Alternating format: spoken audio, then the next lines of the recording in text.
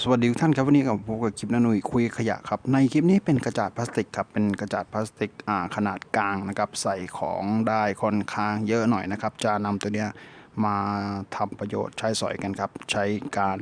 ในการประหยัดพื้นที่ครับใช้ในการแขวนครับโอเคครับติดตามชมนะครับจากกระจาดพลาสติกครับผม